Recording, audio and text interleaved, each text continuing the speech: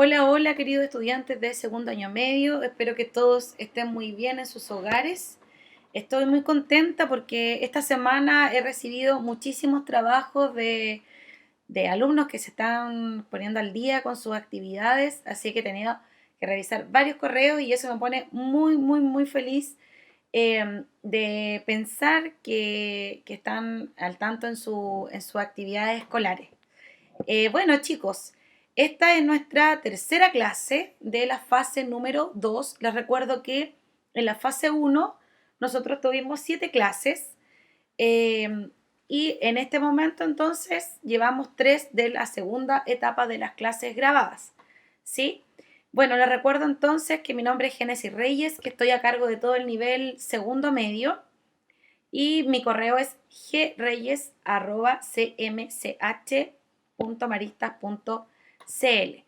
Bueno, chicos, espero que vayan a buscar su libro y otra recomendación es que vean el video completo, puesto que es un tema bastante interesante y es preciso e imperioso que ustedes vean completo los videos que vamos a mostrar para que puedan entender el texto que vamos a trabajar el día de hoy. Y en las clases anteriores también es muy importante que ustedes vayan viendo el proceso de lectura, puesto que en ese momento es donde se dan claves relevantes para la comprensión de los textos, ¿sí? Y donde vamos viendo estrategias de lectura también. Bueno, espero que estén en un lugar cómodo, que tengan su lápiz, su cuaderno y nos ponemos a trabajar. Les recuerdo que en el libro de ustedes estamos en la unidad número 3, que para nosotros es la unidad número 2, que se llama Sobre la ausencia, exilio, migración e identidad. Bueno, en esta clase nuestro objetivo, que es muy ambicioso, significa formular interpretación de los textos literarios o vistos que sea coherente con el análisis de ustedes. Es, como les digo, uno de los más complejos, porque significa que yo como estudiante, solito, tengo que interpretar lo que leo, que va mucho más allá de un análisis, ¿sí? Vamos en un paso, en un nivel superior. Entonces, cuando yo analizo ese análisis, tiene que ser coherente después con mi interpretación. Eso significa que yo a los textos les tengo que ir dando una hipótesis del sentido de la obra. Entonces, ahí yo también voy mostrando mi punto de vista personal, histórico, social. Eso en qué actividad ustedes también lo tienen que ir demostrando en la crítica literaria de Palomita Blanca o La Tregua, que es la lectura complementaria, ¿sí? Y que todavía estoy esperando sus trabajos. Bueno, también considerar antecedentes culturales que influyen en la visión que refleja la obra sobre temas como el destino, la muerte, la trascendencia, guerra u otros. Y en este caso, en los textos que nosotros estamos trabajando en nuestra segunda unidad, como por ejemplo el texto de Eduardo Galeano, que hablaba sobre los inmigrantes latinoamericanos en Inglaterra, ¿cierto? Ahí estamos trabajando antecedentes culturales y en el caso de hoy también necesitamos saber el contexto, ¿verdad? Que emana de la época, del autor, etcétera, para poder entender entonces las obras literarias.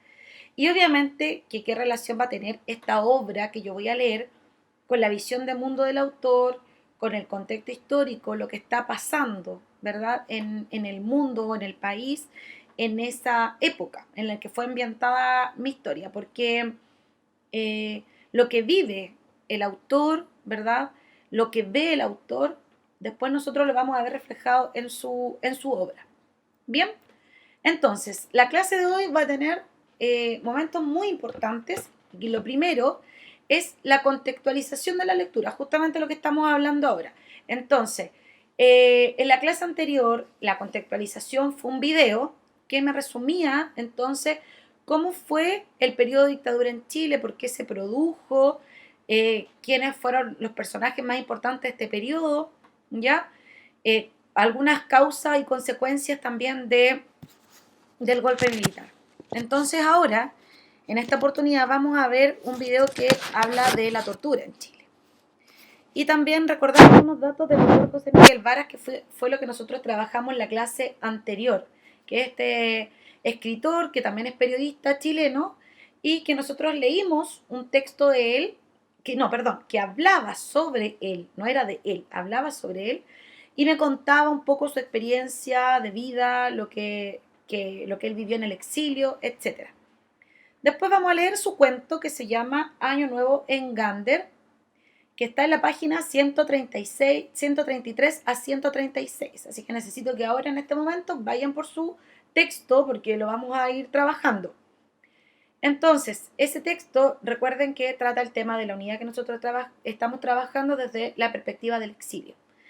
Entonces, a partir de esta lectura, vamos a ver cómo se va propiciando el análisis, la perspectiva que adopta el narrador, en la historia, la interpretación del conflicto a través del reconocimiento de indicios. Los indicios son pistas que me va dando el texto para que yo después lo tenga que entender y me va a dar cuenta también de la atmósfera que vive el relato.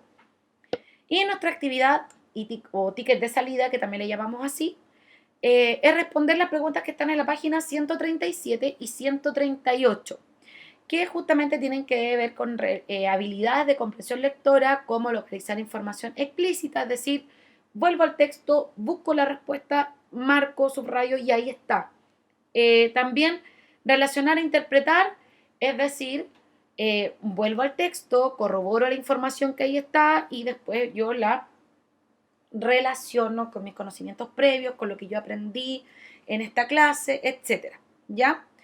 Ahora, es importante, chicos, también que vayan poniéndose al día, como les decía recién, la fecha de entrega de este trabajo es del lunes 17 de agosto hasta el próximo lunes 24 de agosto, ¿sí? Y la recuerdo ahí el correo, es greyes@cmch.marista.cl y vamos a estar revisando y esperando.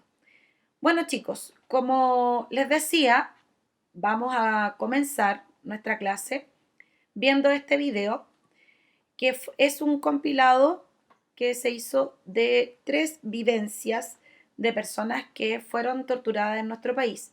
Fueron miles. Sin embargo, es imposible considerar, ¿verdad?, en un par de minutos todo lo que estas personas tuvieron que pasar en diferentes centros de detención y tortura, como el Estadio Nacional, un lugar que se llama Villa Grimaldi, ¿sí? Cuatro Álamos, Tejas Verdes, etc. Hubo muchos lugares que se tomaron como centro, como les decía, de detención y tortura. Y bueno, las causas las vimos en la clase anterior. Es un tema bastante delicado y quiero que ustedes también lo trabajen en familia, que pregunten a sus papás, a sus abuelos, lo que vivieron, lo que vieron, que les cuenten desde su punto de vista o desde su perspectiva qué pasó en Chile en esa época. Ya, entonces ahora los invito a ver este video. Voy a repetir lo que le he dicho a otros entrevistados. Sí. Siento que el mérito de esta conversación que estamos teniendo y de esta sección de los 40 años del golpe es que este dolor que llega nuevamente a Chile después de 40 años sirva como lección para no repetir nunca más este tipo de acontecimientos. Por lo mismo, me tomo la licencia de preguntarle cómo eran esas torturas, qué es lo que le hacían a usted, para que ojalá esto nunca vuelva a pasar.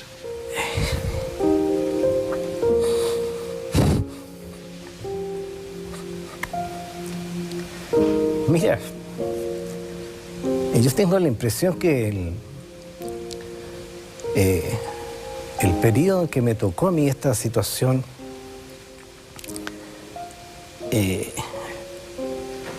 tiene algo que hace como equilibrar el dolor.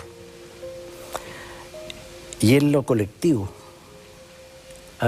con la gran diferencia que vivieron otros compañeros, otros chilenos que fueron torturados en la individualidad absoluta. Nosotros teníamos la posibilidad de que éramos maltratados, golpeados brutalmente, con corriente, sin corriente, con fusil, sin fusil, con patadas, con combos. Es decir, yo diría que teníamos además la posibilidad de inmediato de salir del periodo de tortura, de encontrarnos con nuestros pares, que habían sido ya maltratados o lo más probable que les ocurriera en los próximos días. No quiero atenuar lo que uno vivió, ¿no? Porque lo vivimos, te reitero, tantos en el Estadio Nacional y tantos en tantos lugares de detención. Pero yo tengo la certeza, fíjate, por la propia experiencia y por lo que, a pesar de los 40 años, tú bien dices, es cierto, cada periodo o cada momento de la historia de Chile en que se va a recordar esto, cuando terminan décadas, se hace más doloroso. Y va pasando el tiempo y se hace más doloroso. Y se hace más doloroso porque aquí no está resuelta la justicia. Es decir, es tanto el nivel de injusticia que se vivió con nosotros que particularizarlo en mí, yo diría, pudiera ser como exactamente la muestra de lo que hemos vivido tantos. ¿Cómo me puedo explicar yo que yo soy docente, soy director de una escuela municipal? Voy a jubilar en los próximos tiempos con una jubilación miserable, precisamente por la acción de estos que me torturaron y que no me dejaron ejercer la docencia hasta años después que logré titularme. Y por lo tanto tengo un vacío previsional que me va a hacer enfrentar una vejez, espero que con relativa dignidad, si es que en los próximos tiempos no hay cambios significativos.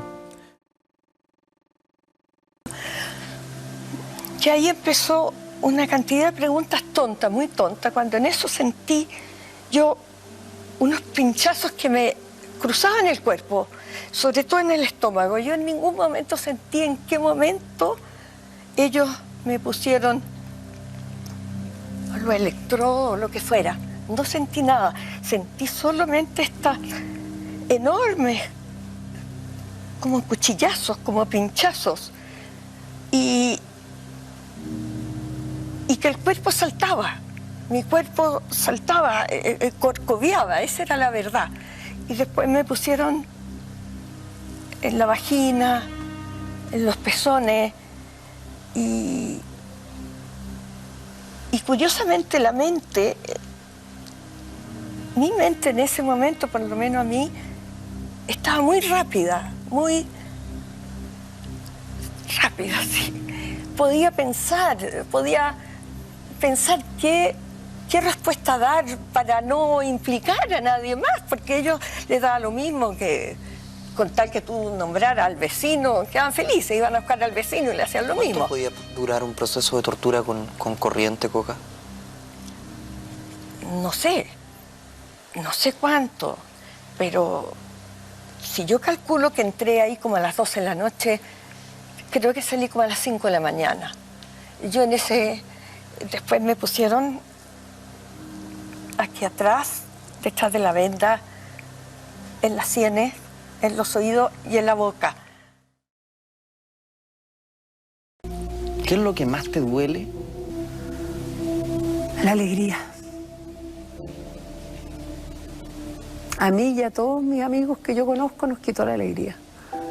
Yo estuve en París con dos amigas, que somos muy amigas hasta el día de hoy, que vivimos juntas allá, y a una de ellas le habían raptado a la hija de 4 años. Ella estaba presa y el marido estaba clandestino, y para que el marido se entregara raptaron a la niñita. La tuvieron 3 semanas raptada en una casa de tortura y después la dejaron en un hogar de niño y patria a los carabineros. Y cuando logró salir, la niña llegó a París y la fuimos a buscar al aeropuerto y tenía 5 años, o 6, habían pasado 2 años, y se paró y dijo, ¿quién es mi mamá? Yo siento que esos dolores, de algún modo, son mis dolores también. El ver cómo perdió su infancia la Macarena, que hoy día hizo una película maravillosa sobre su historia que se llama El edificio de los chilenos. Ella y mucha gente que yo conocía allá, que ni siquiera había conocido en Chile, como que todos esos dolores de algún modo también son míos. Y yo siento que yo después del golpe nunca volví a tener una Pascua feliz, nunca volví a tener un año nuevo que yo brindara con champaña y fuera feliz, así pensara esperar algo maravilloso el próximo año. O sea, yo creo que a mí y a todos nos quitaron la alegría. ¿Por qué nunca más pudiste volver a vivir una Navidad o un Año Nuevo como antes? Nunca más volví a sentir la alegría profunda. Siempre la alegría estuvo teñida de pena. No sé, me quedó esa pena adentro. ¿Será? No sé, fíjate, no sé en realidad qué se te produce adentro. Tal vez es que llevas tan hondo que después, cuando subes, como cuando los buzos entran al fondo del mar, cuando suben de algún modo se les rompen los tímpanos y suben muy rápido. Yo creo que en el fondo fue haber ido a la muerte y haber vuelto. Yo creo que nadie que va a la muerte y vuelve a ser la misma persona. Probablemente no sea mejor persona, pero pierdes como no solo la alegría, pierdes como la inocencia. Ya eres una persona que arrastra dolores, que tiene cicatrices fuertes en el alma. Y yo he visto con los años morirse los papás de los amigos, morirse las mamás, morirse ellos. Tengo varios amigos que fueron torturados, que se han muerto de cáncer. Yo siento que los dolores de algún modo fueron quedando. Es difícil. Yo soy una afortunada, hacia mí comparado con otra gente no me pasó nada. Pero el dolor del otro también es el dolor de uno. Si al final nosotros somos lo mismo, estamos todos unidos. Es una fantasía que yo siento que la impunidad ha sido lo que ha hecho que no se puedan cerrar las heridas. Si aquí hubiera habido justicia, si aquí se hubiera juzgado a las personas, si las demás personas hubieran dicho, estuvo mal, esto no se debió haber hecho. En vez de decir hasta el día de hoy se lo merecían, eran unos comunistas, eran unos tal por cuales, ¿qué andaban haciendo? Y yo lo he oído a gente decir, ¿qué andaban haciendo una mexicana y un argentino aquí? Oye, por favor, es de un fascismo horroroso decir eso, de un racismo espantoso. Se merecían que los mataran por eso. Entonces, yo siento que si de verdad hubiera habido un cierre real, donde los culpables hubieran dicho, mira, por último, como Hernán Larraín, yo sé que él está en la universidad y qué sé yo, a mí me parece súper decente y súper caballero decir, perdón, aunque él no haya ido a torturar a nadie, porque él fue parte de un movimiento, fue parte de la gente que hizo eso, aunque no lo haya hecho directamente. Yo creo que cualquier persona que pide perdón en la vida está bien, si la soberbia es horrible. El papá de la Coca, que el almirante nos decía siempre, niñitas, el pecado que más castiga a Dios es la soberbia. Yo creo que es un poco cierto, yo veo tanta gente tan soberbia aquí, tanta soberbia, que de verdad es penoso. El día que de verdad haya justicia, y no es resentimiento, y no es odio, no es que yo, que estoy resentido, no sé qué. No, es justicia. Si la justicia es una cosa que debe existir en la humanidad, es parte de la evolución del ser humano. Bien, chicos, como pudieron ver entonces, ahí tenemos 3 testimonios. El primero de Alejandro Cid, el segundo de una actriz que se llama Coca Rudolphy y el tercero también de una actriz que se llama Gloria Lazo, que ellas entonces comentan ahí en estos videos que ustedes después los pueden ver en YouTube, todo lo que fue, todo lo que ellas vivieron, todo lo que pasaron. Hay muchos más testimonios. Cuando todo esto termine, me gustaría que fuésemos al Museo de la Memoria, que está en Estación Central, donde se recogen todos estos testimonios, y es importante que ustedes lo conozcan. Es parte de nuestra historia y, como decía ahí el periodista, es importante que nunca más se vuelvan a repetir estos acontecimientos. Pero también es importante, y se los traigo a ustedes porque necesito empatía para poder entender el texto del día de hoy. Necesito que, como dicen en el video, que el dolor de otros sea el dolor de uno también, para que pueda comprender a las personas.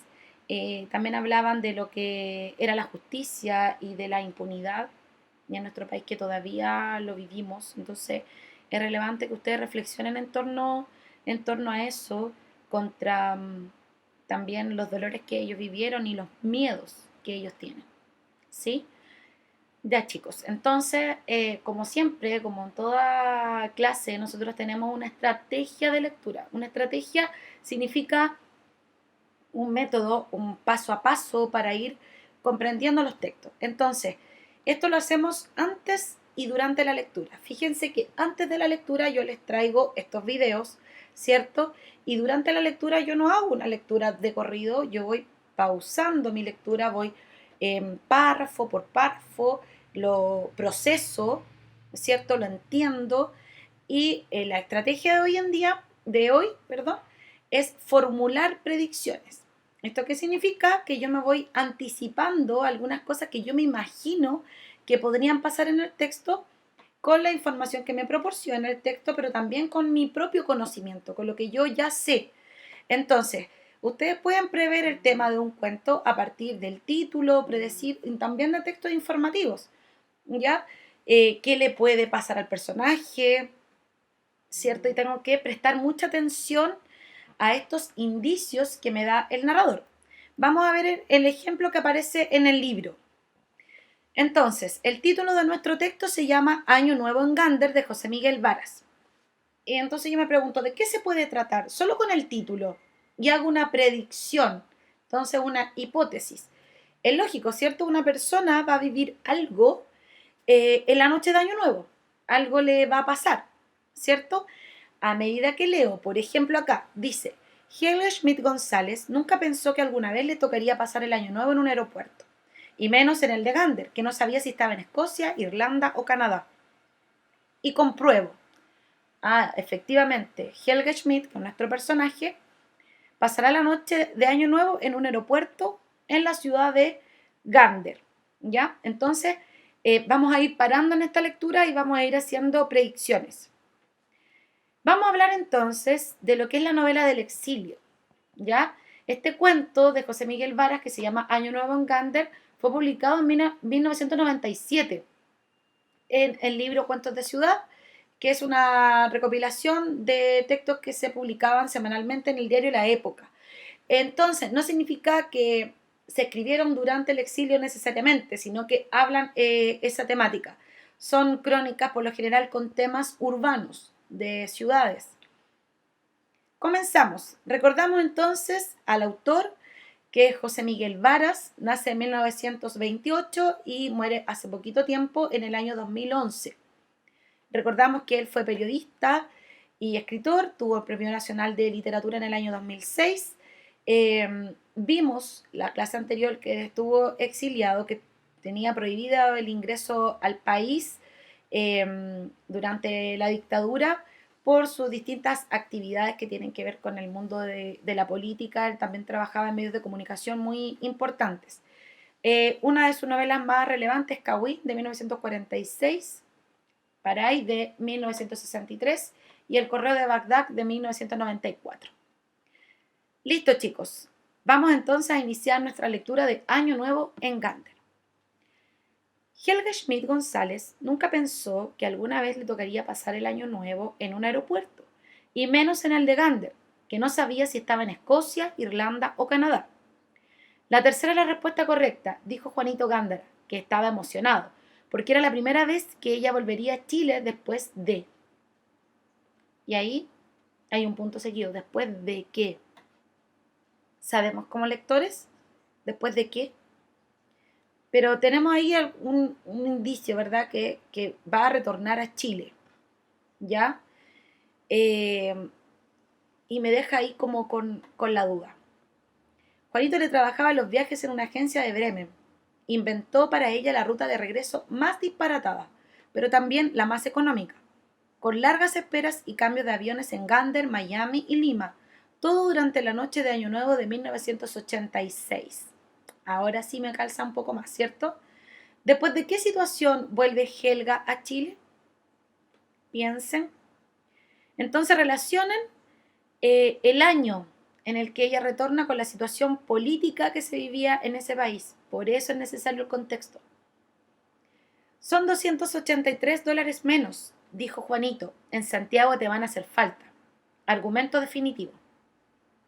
Pero cuando Helga desembarcó en Gander, en su vuelo desde Frankfurt a las 21:30 locales y vio la sala de tránsito vacía y tomó conciencia plena de que allí tendría que esperar más de 8 horas y pasar el año nuevo en total soledad, le hizo falta todo su sentido práctico germano de Osorno para no deprimirse. Pensar sobre todo que volvía a Chile por fin, después de 8 años. Y ahora entonces aplicamos nuestra estrategia de hacer predicciones, formular hipótesis de lectura. ¿Qué motivo podría haber llevado a Helga a vivir 8 años en Alemania? ¿Por qué no podía volver a Chile? ¿Ya? Traten de pensar y escribir sus predicciones. Había unas butacas cómodas. No sería mala idea dormir 3 o 4 horas. En la pared blanca, a unos 15 metros de distancia, parpadeaba una lucecita verde hipnótica.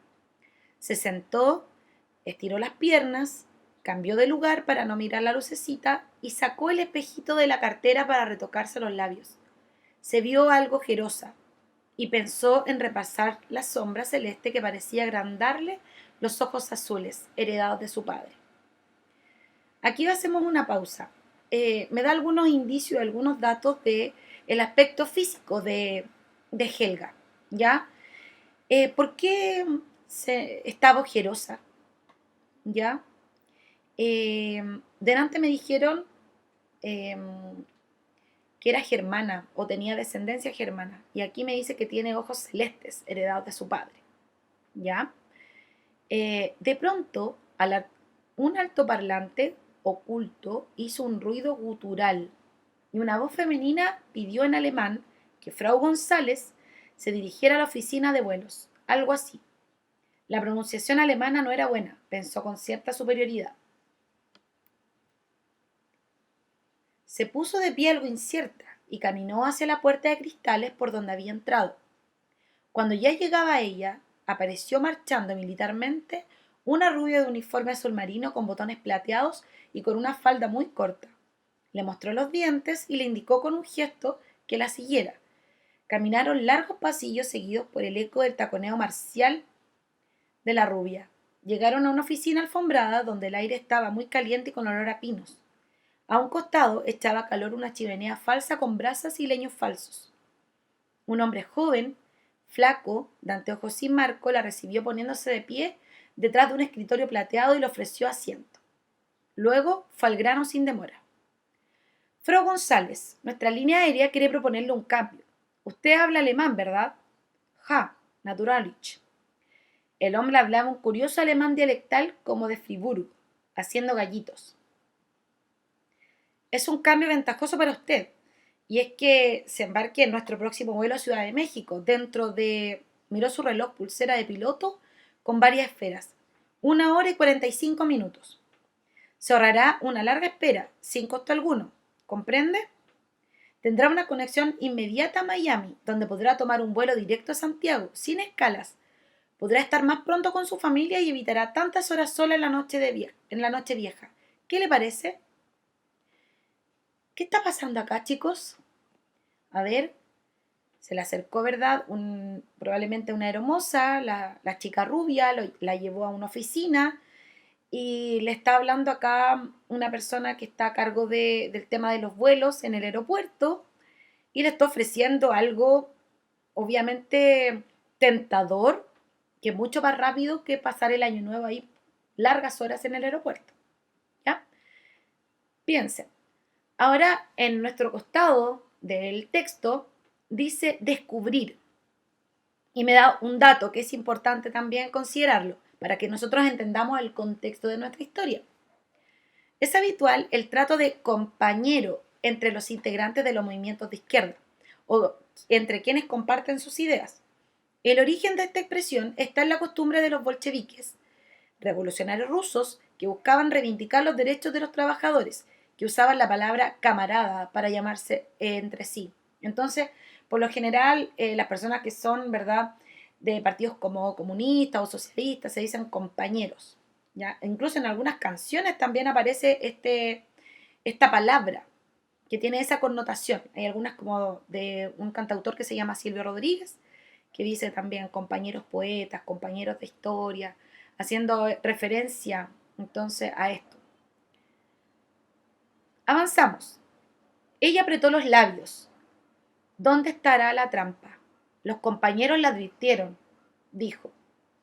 No, en Santiago me esperan en el vuelo que tengo reservado. Gracias, pero no, no. El flaco se mostró contrariado, pero trató de sonreír. Piénselo bien, es por su propia conveniencia. Ella sintió que su desconfianza crecía. Recordó los días pasados en Cuatro Álamos, la venda, la mordaza. Entonces acá volvamos a la estrategia y volvamos a hacer la predicción. Aquí me está haciendo referencia a Cuatro Álamos, que fue un centro de detención acá cerca de donde yo vivo, en Maipú, que funcionó entre el año 1974 y 1977, durante la dictadura militar, y ella recordó que estaba vendada, ¿verdad? Y esta mordaza, que es donde se le pone algo en la boca que le impide hablar. Entonces, si ella está recordando esto, ¿qué podemos inferir de Helga? Bien, vayan haciendo entonces ustedes sus predicciones. Nein, dijo ella. La misma rubia la escoltó de vuelta al salón de tránsito, sin mirarla. Una media hora después, la escena se repitió. La llevaron a otra oficina, más grande, más caliente. Parece que afuera había nieve y mucho frío. Ahora el tipo era gordo, de pelo rojizo y cogote colorado. Hablaba inglés y olía a whisky y a tabaco de pipa. Parecía capitán de barco, pero de civil. Al tratar de convencerla de las ventajas del cambio de vuelo, usaba un tono paternal. Helga mantuvo su negativa como una roca. De vuelta en tránsito, se maquilló cuidadosamente por cuarta vez desde su partida. Era una operación que le daba seguridad en sí misma. Bostezó y se acomodó casi horizontal con las piernas en la butaca vecina. No supo si había alcanzado a dormir 3 minutos o 20. Notó con un sobresalto que había un hombre de pie delante de ella. Bajó las piernas y se enderezó con rapidez. Frau González, buenas noches o buenos días, le dijo en castellano, con un acento entre argentino y yanqui. Era muy elegante, tenía unos 50 años y al Helga le llamó la atención lo fino que tenía el pelo, entre castaño y cano, muy bien peinado. Sin duda era un ejecutivo de línea aérea. ¿O un agente de la CIA? ¿Y la CIA qué era? Busquen ahí en su texto. Perdóname que le insista, pero me parece que para usted es conveniente nuestra oferta, ¿sabe? Además, le podemos buscar la variante que más le acomode. La llevaremos en clase superior deluxe. No va a tener queja ninguna, le garantizo. Podemos dejarle directamente en Miami, si desea, o puede elegir otro. El que le convenga, sin costo adicional. Además, podrá comunicarse por teléfono con quien desee en Santiago. Desde aquí, ahora mismo, sin costo alguno. ¿Teléfono? Su desconfianza comenzó a bordear el pánico. No, dijo en voz innecesariamente alta. No quiero ningún cambio. No, repitió el ejecutivo, sorprendido. ¿Estás segura? Estoy segura. No. No lo estaba. Pero había resuelto no aceptar nada. No le harían caer en ninguna trampa. En Santiago la iba a esperar su mamá, con un abogado, periodistas, alguien de la iglesia por si acaso. En cambio, si llegaba a otra hora, en otro vuelo, y después de llamar por teléfono, no, la maniobra era evidente. Y a ver, acá paramos nuevamente. ¿Por qué tiene tanto miedo Helga? ¿A qué maniobra se estará refiriendo el narrador? ¿Qué maniobra? ¿Qué está pensando o qué está mal pensando Helga? ¿Ya? El ejecutivo levantó los brazos y se fue derrotado. Ella volvió a acurrucarse en sus 2 butacas. Despertó cuando la llamaron a embarcar, siglos después. Caminó buscando el número de la puerta de embarque a través de pasillos y salas y pasillos, luego por un túnel hasta el vientre del inmenso avión. Se dejó caer en el lugar que le ofrecieron unas azafatas muy serias.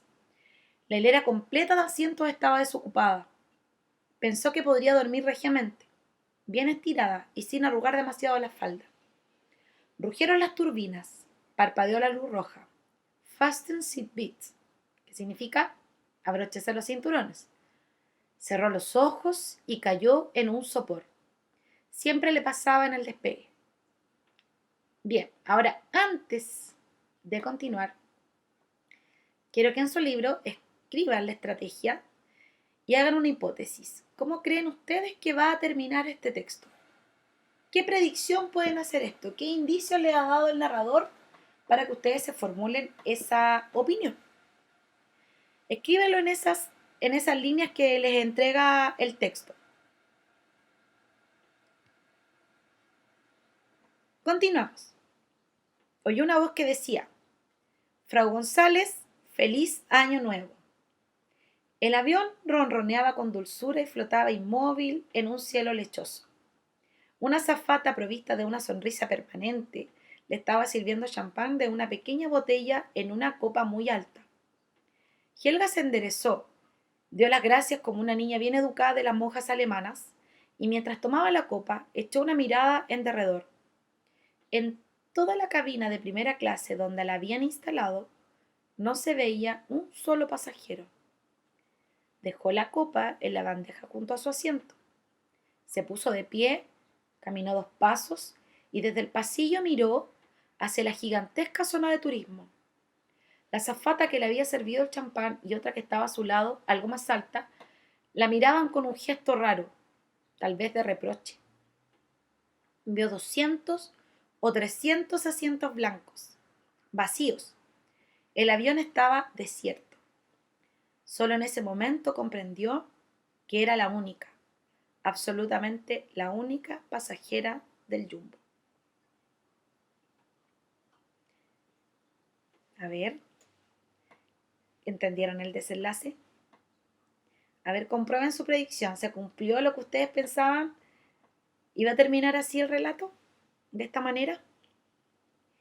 ¿Le habrá pasado algo a Frau González? ¿Ya? ¿Por qué las azafatas la miraron con reproche? Y ahora pensemos. Era año nuevo, chiquillos. Era año nuevo. Ellos no querían trabajar en la noche de año nuevo. ¿Cierto? Todas las personas que estaban ahí en el aeropuerto, y ella era la única pasajera en la noche de año nuevo. Obviamente que ella también lo hizo por un tema de seguridad, ¿cierto? Pero evidentemente las azafatas no querían estar volando la noche de año nuevo por una pasajera. ¿Se fijan? Por eso le insistían en que tomase otro vuelo y adelantárselo. Bueno, ese es nuestro relato, chicos. Año Nuevo en Gander, de José Miguel Varas. Entonces, el cuento se enmarca dentro de la temática que se conoce como novela del exilio. No se trata de un relato que haya sido escrito en el destierro, como les dije anteriormente. En este caso, el concepto sirve entonces para denominar un grupo de relatos de escritores que retornaron a Chile y gracias a los cuales se construye una identidad, así como estas personas que dan un testimonio de lo que ellos vivieron en la tortura, como hay personas que dan testimonio de lo que vivieron en su exilio, se va formando una identidad chilena post-dictadura. Y estos textos tratan, el tema del desarraigo. Entonces, de esta manera, el compromiso político de los escritores y el desarraigo van de la mano en estas narraciones que hablan del destierro, ¿sí? Entonces, vamos a trabajar las preguntas de la página 137 y 138 que están ahí en su texto de estudio y que me tienen que hacer llegar al correo que es greyes@cmch.maristas.cl desde este lunes 17 hasta el lunes 24 de agosto. Entonces, yo les voy a ir explicando más o menos de qué se tratan las preguntas para encauzar de alguna manera su trabajo. Entonces, la pregunta número 1 me dice: ¿qué estrategia empleaste durante la lectura? Explíquenla.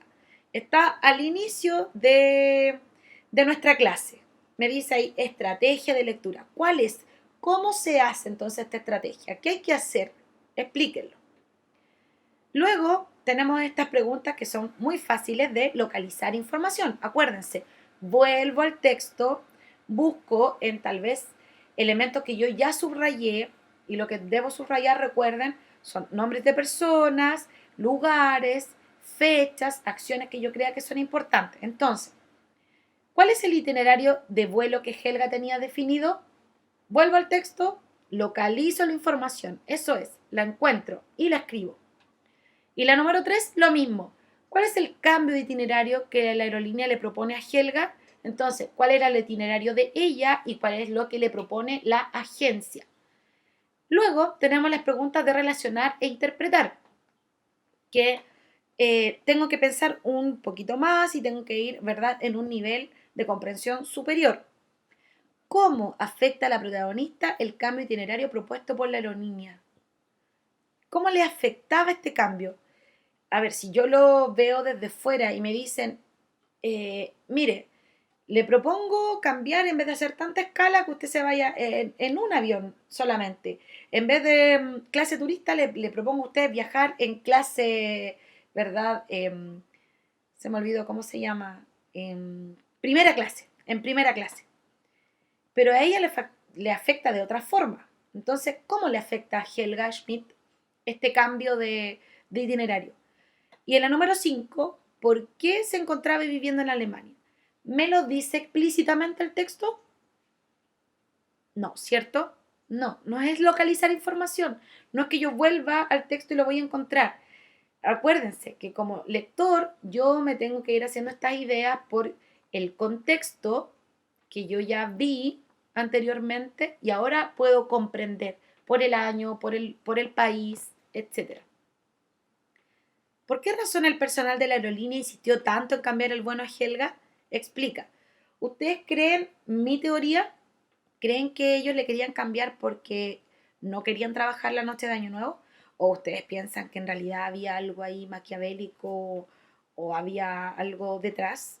Eso se los voy a dejar ahí a su interpretación, pero siempre basándose en indicios que me dé el texto, recuerden. La número 7 dice, ¿cuál es el temor de Helga durante el relato?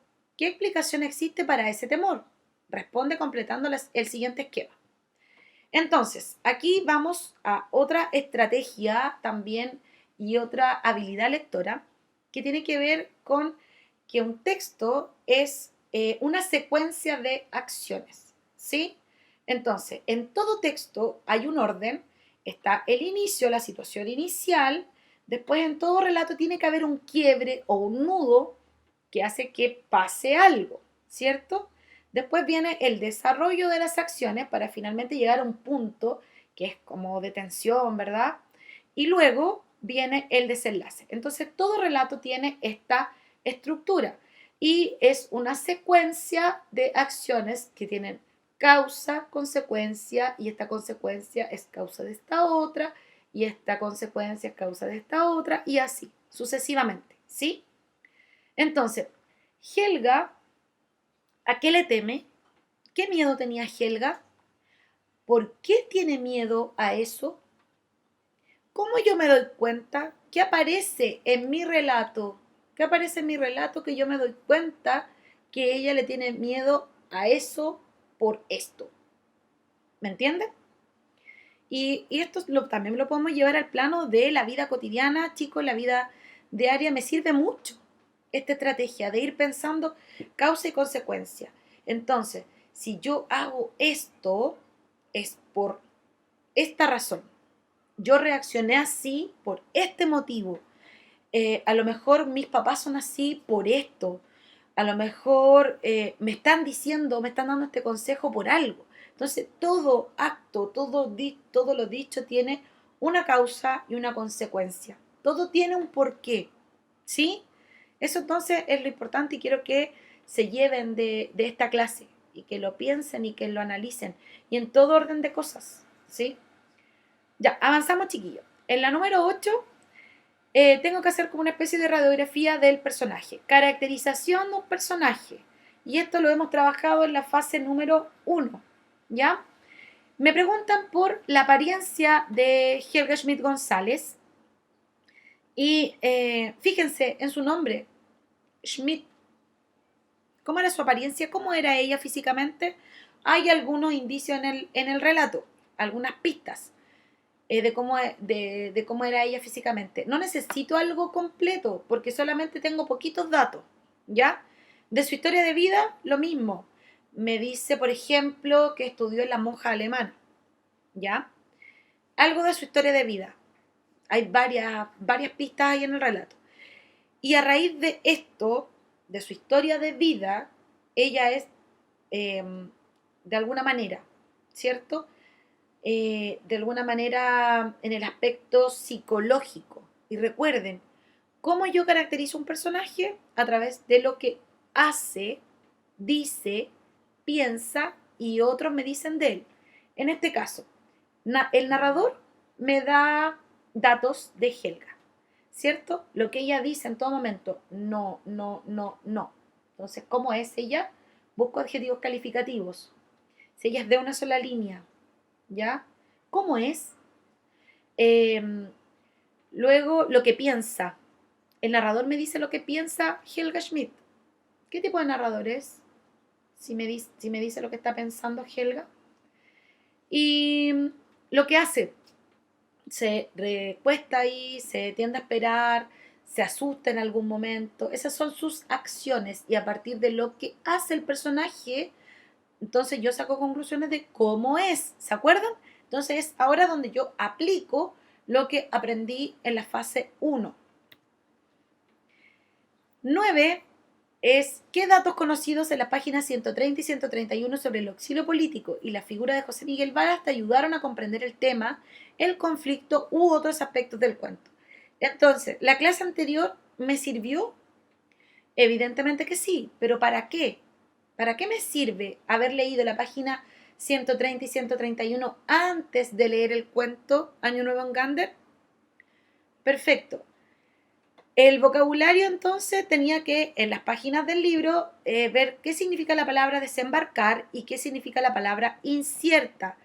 Por lo tanto, ¿qué pensamiento tiene Helga luego de desembarcar en Gander? ¿Por qué Helga se vuelve incierta luego de que le hablaran por el altoparlante?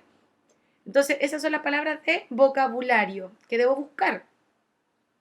Ahora, ojo, fíjense en la pregunta 11. Aquí no me preguntan tipo de narrador. No me están preguntando si es protagonista, si es omnisciente, si es de conocimiento relativo o si es testigo. No. Me están pidiendo que lo caracterice, pero que elija una de esas dos alternativas, la alternativa A o la alternativa B, y que fundamente. Si no tienen espacio ahí en el libro, lo pueden hacer ahí a un costadito, ¿ok?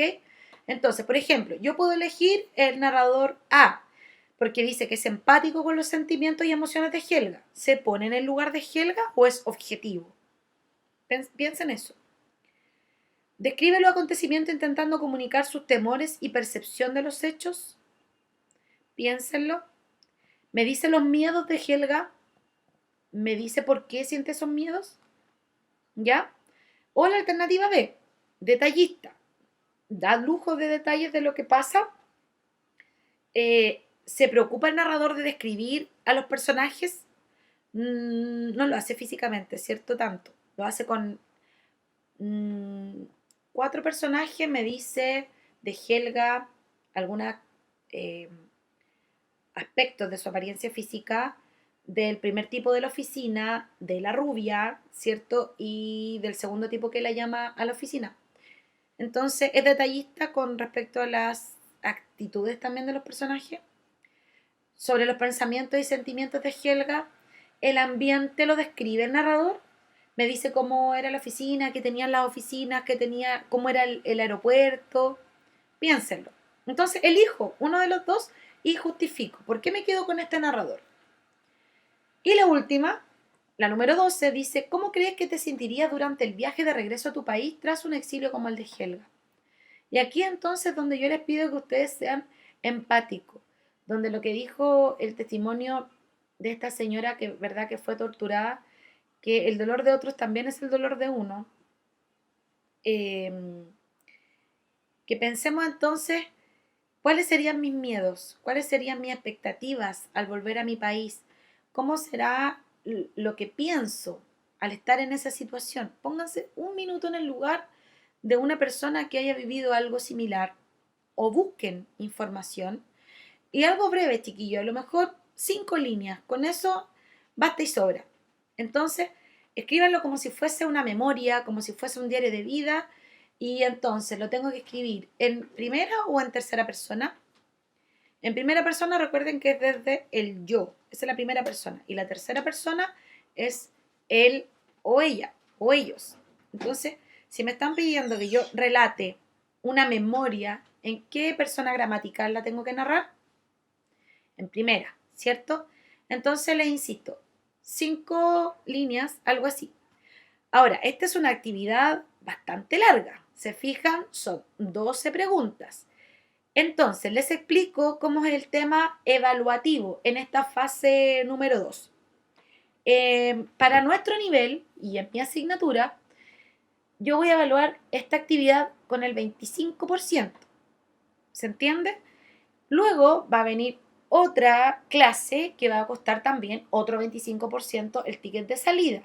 Y finalmente, cuando terminemos esta unidad, va a haber otra actividad de escritura que va a costar un 50%. Y ahí tenemos el 100. ¿Sí? Entonces, esta actividad vale 25, la actividad que sigue otro 25% y ahí tengo 50, y la actividad final vale otro 50%. Y ahí tengo el 100% para mi evaluación, ¿ya? Así lo vamos a hacer. Y también se van a considerar para este proceso evaluativo las clases anteriores. Así que también es necesario que ustedes se vayan poniendo al día. Les recuerdo que son actividades sencillas, que son rápidas, que son de 5 preguntas algunas actividades. Y consejo, que vean los videos completos, porque en el desarrollo de los videos yo les voy dando muchas pistas para que ustedes respondan bien sus actividades, ¿ya? Está muy guiado. Entonces, es cosa de tener disposición, de verdad, de ponerse ahí a trabajar. Así que los invito, chiquillos, a que me escriban correo. Agradezco infinitamente a todos aquellos que se están poniendo las pilas, que están escribiendo, y yo respondo todos y cada uno de sus mails, y les digo cuando está bien hecho su trabajo, y me alegra muchísimo. Así es que, bueno, espero que les haya gustado la clase, que les haya gustado el texto, y nos vemos la próxima semana. Un abrazo fraterno a cada uno de ustedes.